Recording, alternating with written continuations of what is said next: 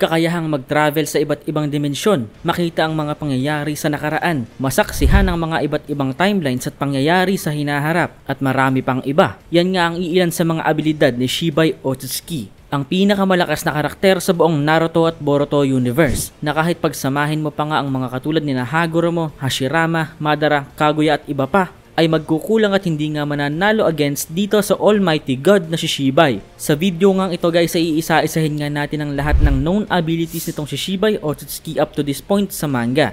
Sobrang lupit nga nito kaya siguraduhin mong tatapusin mo. Pakilike nga muna ng video saglit then atin na ngang simulan. Over thousands of years nga guys, itong si Shibai nga ay paulit-ulit na ni-revive yung kanyang sarili sa pamamagitan ng karma. At sa method nga na ito ay nagawa nga niyang makakonsume o makakakain ng hundreds and even thousands of chakra at divine fruits. At matapos nga ang libo-libong taon ay na-achieve nga nitong si Shibai ang tunay na godhood, na kung saan na-acquire nga nitong si Shibai ang sobrang daming overpowered shinjutsu abilities na hindi nga matutumbasan ng kahit anong ninjutsu. Ito nga yung kakayahan na mag-perform ng iba't ibang uri ng kalamidad nang hindi gumagamit ng hand seals tulad nga ng mga bagyo at malalakas na kidlat, at even kakayahan na gumawa ng mga mundo. At dito nga sa Boruto manga ay may ilan niyang mga shinjutsu na na-reveal na sa atin at naipakita, at iisa-isahin nga natin yan. Ano-ano nga ba yung mga shinjutsu abilities na Shibai na alam na nga natin sa kasalukuyan? Mayroon ngang at least 6 na shinjutsu abilities na naipakita nga sa atin dito sa Boruto series. At sisimulan nga natin yan dito sa Claw Marks ni Code.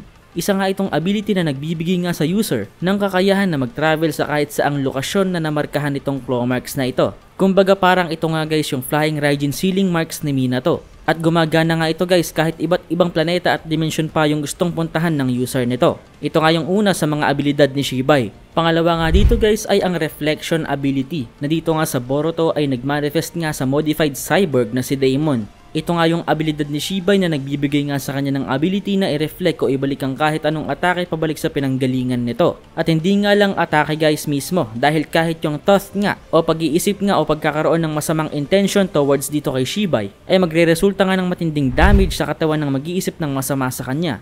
Kumbaga kung iisipin mo na kaya mong saksakin si Shibai, ay bigla ka na nga lang magkakaroon ng gripo sa tagiliran mo matapos mo tong isipin sa kanya. Kasunod nga dito guys ang Senrigan. Ito nga ay dojutsu ability na nag-aalaw nga sa user nito na dalihin nga yung kanyang consciousness sa kahit anong lokasyon, at dito nga ay kaya nga niyang makita at masaksihan ng kahit anong pangyayari na nagaganap nga sa kasalukuyan at kahit ang mga bagay nga na nangyari sa nakaraan. So dahil si Shibai nga ay thousands of years na ngang nag-e-exist, ay kaya nga niyang i-replay o panoorin ng kahit anong pangyayari na naganap nga during this past at least 2,000 years. Kasabay nga niyan guys ay itong charm, na kung saan nakita naman natin kay Ada na lahat nga ng normal na tao ay parang napupukaw at nai-inlove nga dito kay Ada. Ito nga ay isa ring ability ni Shibai, so we can assume na maraming above nga ang na-attract noon kay Shibai.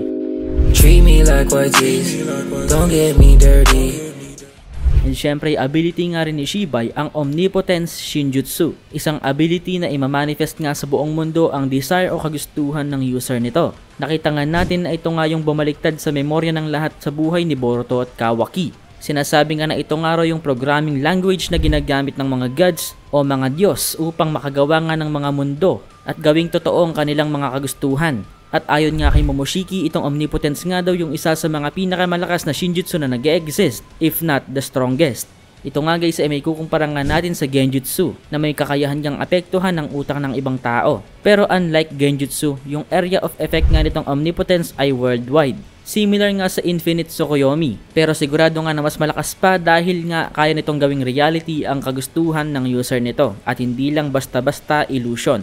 At ito na nga yung pinakabagong revealed na ability ni Shibai, ang 10 Directions of Prescience, na ipinakita nga sa atin ni Kashin Koji sa latest chapter. Ito nga yung ability ni Shibai na makita nga ang lahat ng posibleng pangyayari sa hinaharap. Meaning nasaksihan nga siguro ni Shibai yung lahat ng mga pwedeng pangyayari at mangyayari sa hinaharap. At posible nga guys na yung mga nangyayari nga sa kasalukuyan sa Boruto ay planado at alam na rin ito ni Shibai. Dahil as we all know, hindi pa nga patay si Shibai. Sadyang iniwan lang niya yung katawan niya para mag-ascend nga sa 4th at 5th dimension, ang dimensyon ng mga tunay na gods. At bukod nga dyan guys ay may isa pang na-hint na ability o shinjutsu itong si Shibai na hindi nga na-reveal sa atin. Ito nga guys ang hidden ability ni Daemon na hindi nga sa atin na-confirm kung ano. It seems na sa chapter 60 nga ng Boruto ay may ability pa nga si Daemon na hindi pa naipapakita sa atin, na inihint nga dito base sa dialogue ni Ada, na kung saan sinabi nga niya kay Daemon na hindi nga daw dapat i-reveal ni Daemon yung lahat ng alas niya na mayroon dito kay Code. Meaning posible nga na marami pang ability si Shibai na hindi pa natin alam.